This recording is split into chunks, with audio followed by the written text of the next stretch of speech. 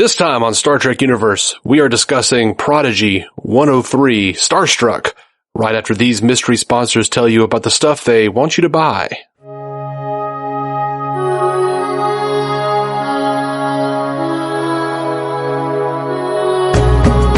Welcome to the Star Trek Universe, the podcast where you get to listen in on the continuing Star Trek conversation that two lifelong friends have been having since they were 6 years old. My name is Matthew Carroll. And I am David C. Robertson. Dave, how's it going, bud?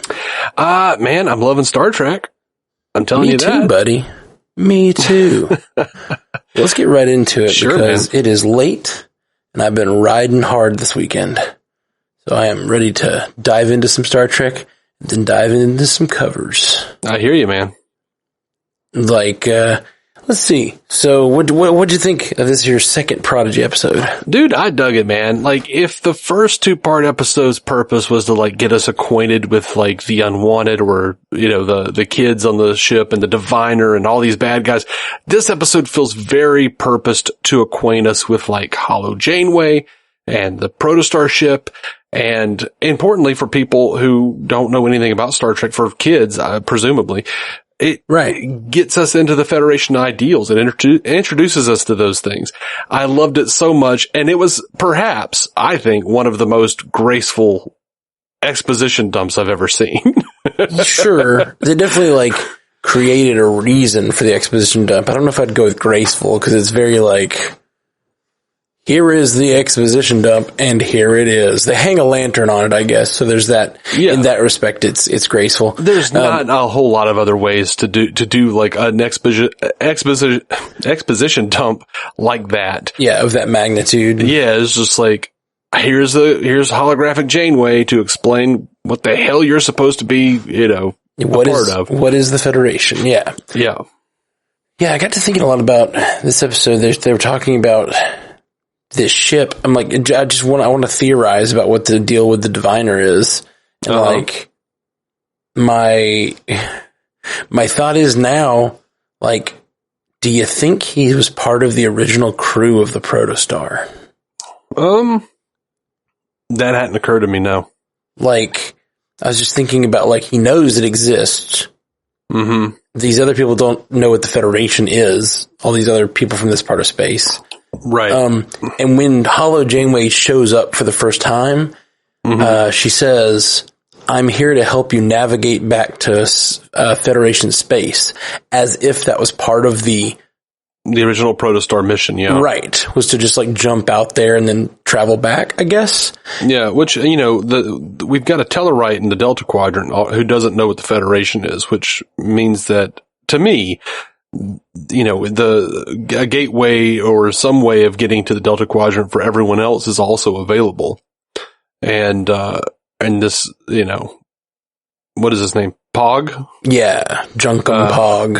Jankum Pog, yeah. I just want to say Jason Matsoukas. Right. Yeah, so obviously he was in some way not, available for that. He didn't know what the hell the Federation was. I think it's interesting. There's some story there to be told, I feel. Yeah, I'm curious. I don't know where the Tellarites sit in the Alpha and Beta Quadrant and whether they're just more widely spread or... They literally co-founded the Federation with the Andorians and the humans.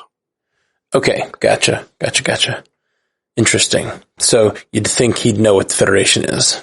Yep. We first saw them in Journey to Babel on the original series, arguing with Sarek, and then Enterprise solidified that they were part of the initial Federation alliance. Right. Well, that Kazon in the first episode said they were full of orphans and criminals, and so the question is what is Jankum?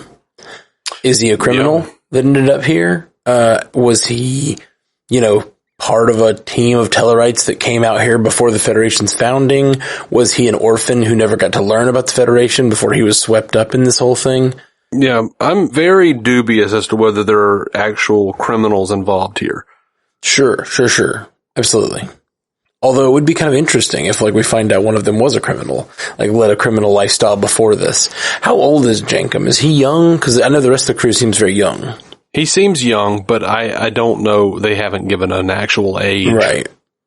Old enough to be a suitable engineer. Yeah, that's kind of what makes me think he's older, but, you know, who knows? I mean, he might be a Wesley Crusher. Who knows? Yeah. Plus, he mostly, what did he call it? Concussive engineering or something like that? Percussive. Percussive engineering, yeah.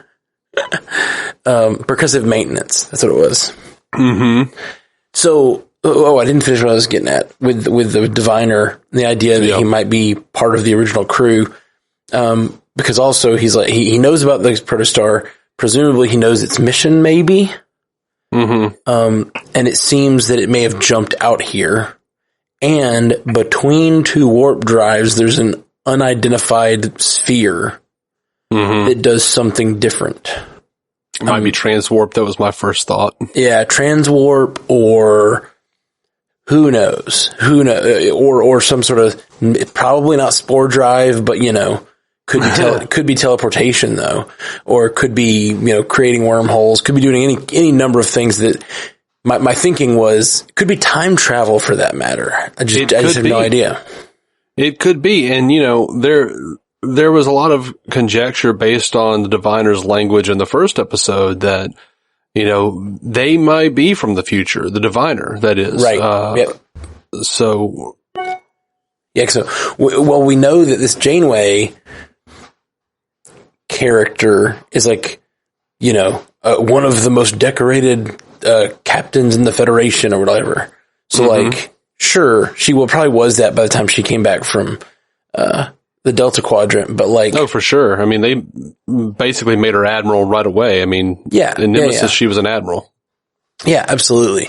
But my point is, like, would they immediately turn her into a hologram, or is this 100 years later? You know what I mean? Like this, we kind of have this idea that, or could the ship, I guess not so much the character, but the ship could have come from 100 years in the future.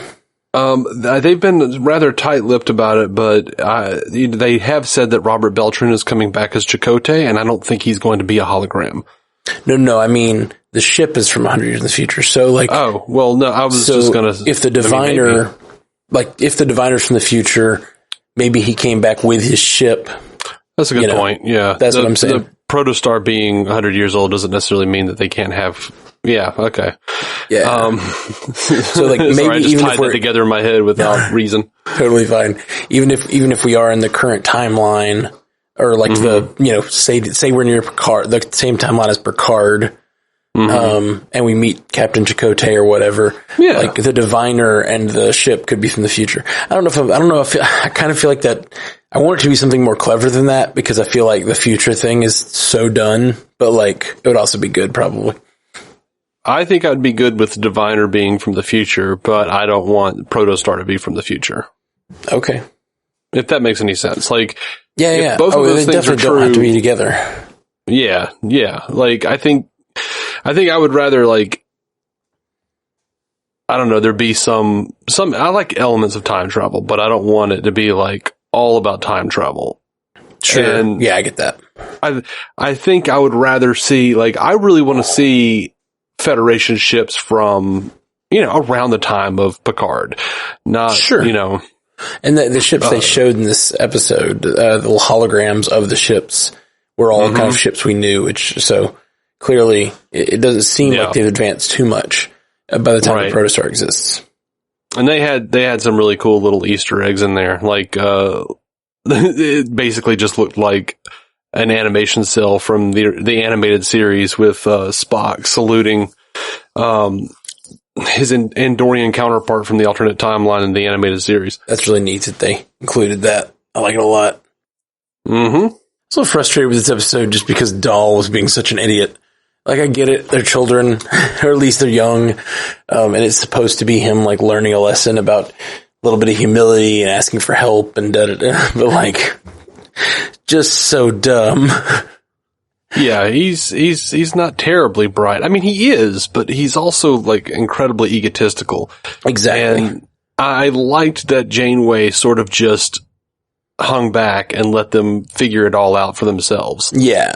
And I also like the idea that, like, you know, sometimes you have to, like, it's like Batman and Batman v Superman. It's like Bruce when he's like, he runs, everyone else is running away from the problem. He's running into it. Like, sometimes you have to, like, run towards your issues and your shit to deal with it. Yeah. I enjoy his, like, brashness and, like, bravery or whatever, but also it, like, is coupled with the stupidity.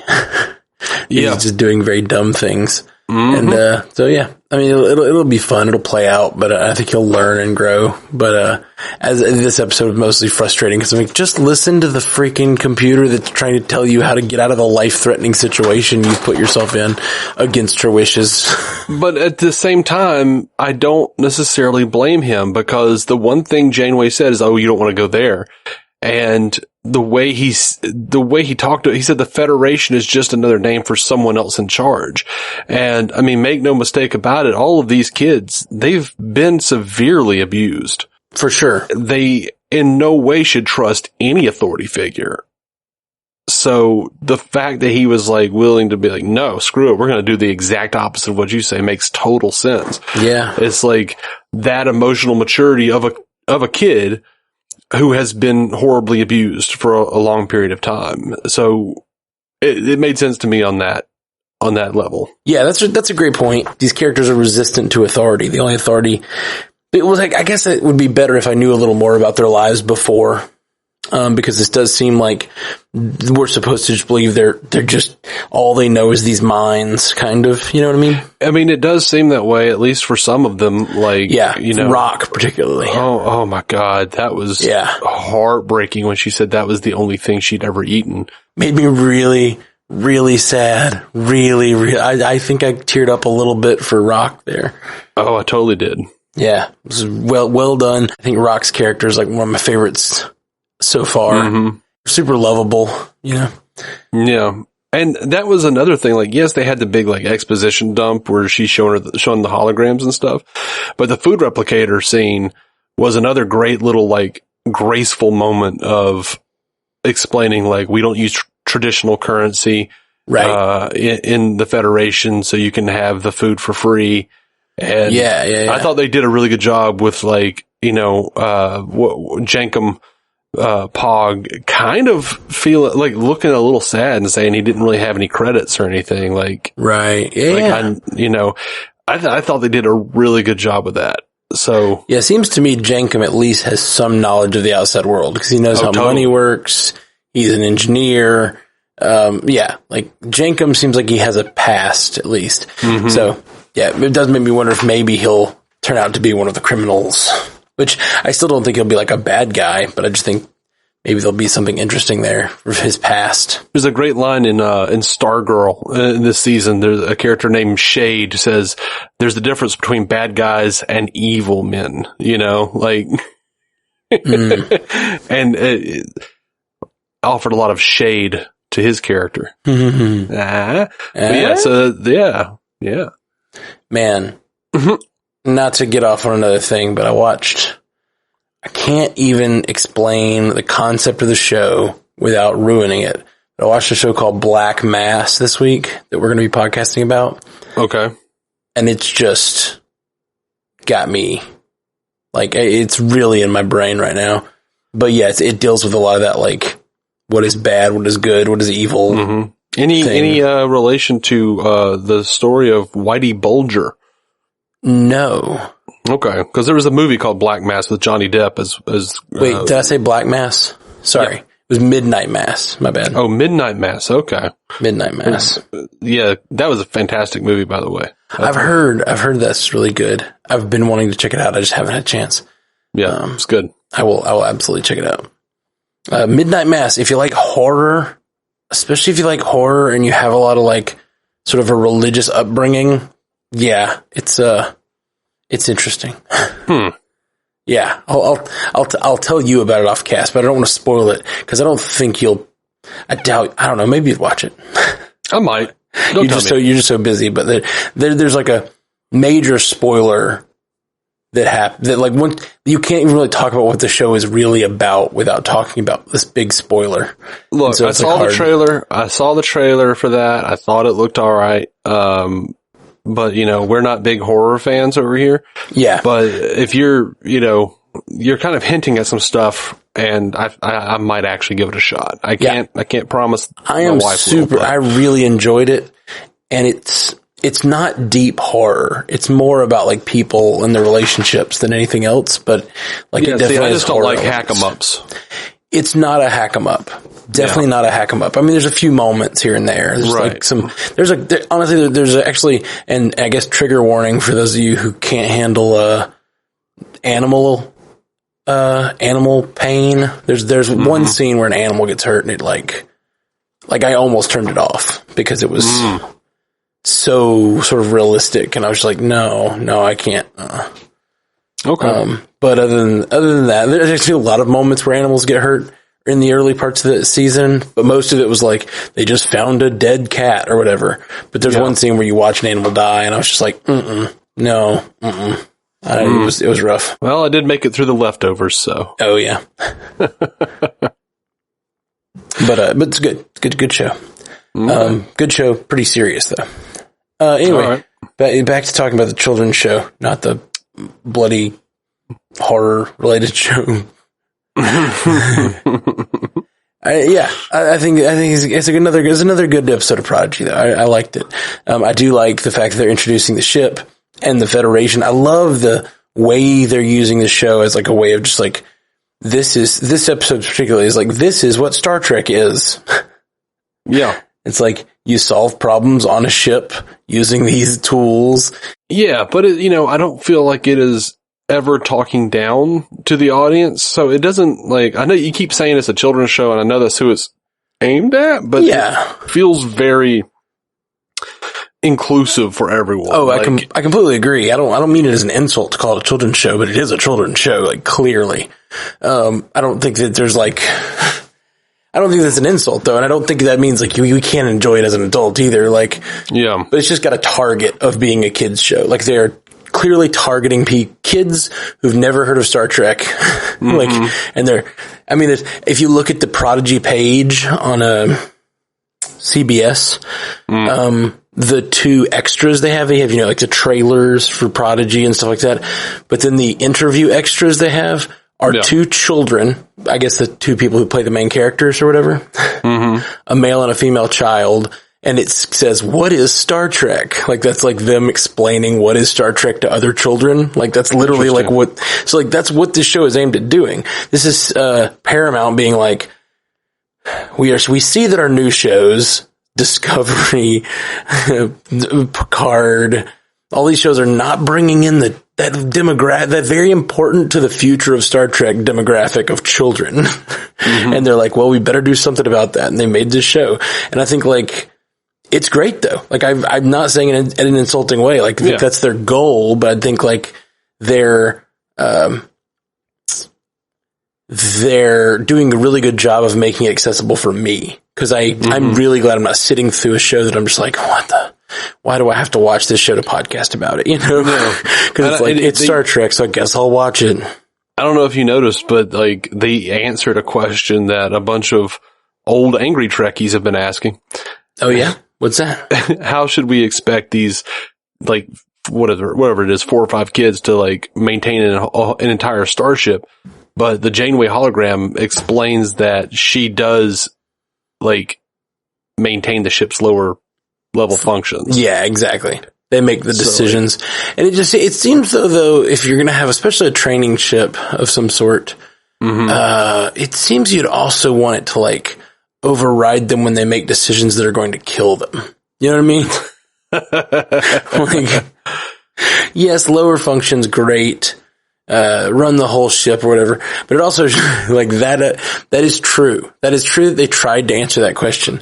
It doesn't exactly answer the reason, like, the ships have so many people on them, though.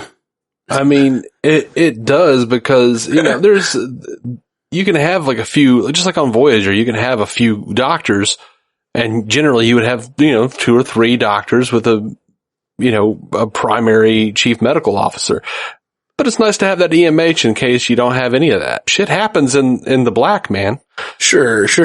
My point is, like, jumping from the six children that are apparently going to be able to run the Prodigy to the, like, complement of, like, how many people are on the Enterprise D? Like, oh, well, that's true. That has children on it. So we'll how many people are on Voyager? Like 160 or something like that? I think it was 150. Right. Yeah. Somewhere in that range. But, I think as the shows progress, it's interesting because, back in the original series, I think it was something like 450, something like that, crew members on the Enterprise. And then they jumped ahead to the future and TNG, and it was well over 1,000. And then Voyager, they have 150. Like, yeah, it just depends on the size of the ship. And of course, the Enterprise D was way bigger than Voyager. And I'm curious about the size of Prodigy in relation to those. Yeah, no, I'm pretty interested in that as well. But I just think it depends on the ship, and obviously, as they get further along in technology, they could create smaller ships that, require less personnel to, get the hell out of a place or to run it. I'm very curious to know what happened to the Protostar crew. See, that's what I was going to get at. I keep getting derailed, but I was trying to tell my whole, like, theory about the Diviner. And how he seems very angry and seems like he has some sort of score to settle and he wants the ship back and all this stuff. And it made me, and then I thought about the fact that what if he has a connection to the Protostar and then his whole crew is missing? Like, what if he somehow, like, was in, what if they're doing an experiment to send everyone to the other side of the universe or sends everyone back in time? One of those two things. And he's, like, the only survivor of an event like that. Maybe him and his daughter are the only survivors. And he, like, has, like, a vendetta against the Federation for abandoning him and his crew or, like, doing an experiment that killed them all, Yeah, but the way he talked about how they were the last of their kind, the last of their species, was very interesting. Yeah, absolutely. I loved the vehicle replicator. Oh yeah, I liked that too. Especially there's been a lot of consternation about that with Voyager. Well, I did not remember this. But I saw someone mention it on Twitter, and I can't wait because I'm doing a Voyager rewatch, as I've talked about. And I'm in season 2. I've kind of held off until I could get my thoughts together on season 1 and put out a cast, like a short cast for the Star Trek UCast. And, but apparently in season 5, in the episode where they build the Delta Flyer, Janeway, like, explicitly tells the senior staff that while they do have like a shuttle replicator, they are not to tell Tom Paris about it because she knows he'll abuse it. Wait. Okay. So they've been replicating shuttles. That's how they keep having shuttles on Voyager. But they can't tell Tom Paris about it because he'll abuse he'll abuse the energy reserves and just make a bunch of shit he shouldn't. All right. I also like that they call it a vehicle replicator or something like that. And it said something like, I didn't write it down, but, it can replicate any vehicle. So I'm wondering, like, what else they'll replicate other than just shuttles. Yeah, no, that's, but I really enjoyed the fight scene between, Rok-Tahk and, it was so good. It was, and Gwen, yeah, when the things kept getting, like, replicated onto them and stuff, and, like, it was super cool. Absolutely, and I enjoyed it from, like, an action perspective. It was really cool the way they did it, but I also loved that there wasn't, like, Rok-Tahk tells her, "You're a bad lady." So, like, this question of, was she complicit or was she just taking orders? Like, and then we don't, like, there's no redemption for Gwen yet. Like, no, it's still just like, it's just there and is a thing that we have to think about. There was a really nice moment for Gwen though, when they all win, they all escape the, like, whatever, the gravity well. And, she hears them all cheering. and she smiles for just a second, and then her smile turns dark, you know? And it's like, she's clearly like excited for them, excited like, but then she's sad that she's not actually on the team, you know? Yeah, of course she could have just been, you know, happy that they didn't all die. Yeah. But I think there's a little more to it than that, but yeah. Yeah, I do too. I'm just being an ass. Indeed you are. I'm just kidding. Howdy. Oh man. Well, cool, dude. Well, I liked this episode. I think I'm excited to watch the next one. Yeah. As always. How many weeks do we have till Discovery? I think I don't know. I tell you every week, but really I don't remember. It's in November. I think it's November 17th, maybe. Is that right? Man. So it's the same week as Hawkeye comes out then. Oh, I don't know about that. Yeah, that's going to get a busy time. We've got 2 Star Trek shows running, and we've got an MCU series going. Yeah. Oh, it's November 18th is when Discovery premieres. Okay. I want to say the 17th is Hawkeye. I really liked, and again, Trek Twitter is the best. The 24th is Hawkeye, sorry. Trek Twitter, yeah. Yeah, Trek Twitter is the best because I find out stuff sometimes before I watch the episode, and that sucks. But this Chimerium, the thing that he had them mining, we found out that he's using it for a cloaking device. The Diviner is, yeah. And I have not gotten to these books, but that's another thing that comes from the books, like the novels. Oh, neat. Yeah, it was like in what is it? Starfleet Corps of Engineers, and it was in a couple of the A Time to Kill, A Time to Heal TNG novels. Like that was another thing that was introduced, and which makes sense because one of the big Star Trek novelists right now, David Mack, is a consultant on Prodigy. Cool. So I like I said last week, I am very happy with extended universe people being brought in to flesh out the universe. I think there's, why create something new when you can do the same thing and then have like that extra touch of it having existed in a thing that, the fans have been enjoying not on the screen. Like, yeah. Like I get when there's something that is, as a writer, sometimes those smaller stories from the books or whatever could hamstring what you want to do. But if those stories were doing their job properly, they probably weren't doing things that like would cross that line. But little touchstones like that, like a material that can be used from the books, that's perfect. That's the perfect kind of little nods to the fans and like respect, giving a little bit of respect to the fans that have been with you all along, It's great. I love it. Favorite moment of the episode, was Zero saying, "A dying star, what a rare and exciting way to meet our doom." It was good. It was good. But yeah, I think it's a fantastic show. As a 38-year-old man, I am enraptured. I love it.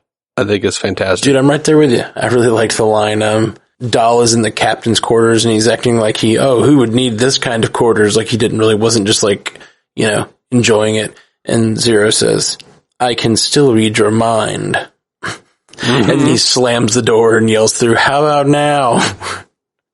It was good. Yeah. There's just some good comic timing on that. They had a lot of great little comedic timing things with Zero, reading Dahl's mind. Like when, Gwen was basically threatening him with her father, how he'll hunt him down and stuff. And he's like, "What's a guy in a tank gonna do? Swim at me? Ha ha ha." And then Zero goes, "You laugh, yet your mind is reeling in pure terror." Yeah, it was really good. It was good. Yeah. And I loved how they used the anti-gravity thing. How because they lost gravity, and he finally asks Janeway for help, and he says, "How do I get my feet on the ground?" And she says, "All you had to do was ask." Like, that is like such a nice like metaphor for what she's trying to get them to do in the episode. And I'm simple, so maybe that was a little too on the nose. I don't know, but I enjoyed it quite a bit. I like it a lot. I think it's perfect. Is that about all you got? That's all I got, man. I enjoyed it though. Yeah, me too. 100%. And I am excited for the next episode. And, we'll be back with you guys in a few days with the next Prodigy episode 4. Jolan True. Live long and prosper. Thank you for listening to the Star Trek Universe Podcast, a Stranded Panda production. If you'd like to hear more from David C. Robertson, check out the DC On Screen podcast or maladjusted.tv for his web videos. If you'd like to hear more from Matthew Carroll, check out the Marvel Cinematic Universe podcast or listen to his music. Just search for Matthew Carroll anywhere you get music.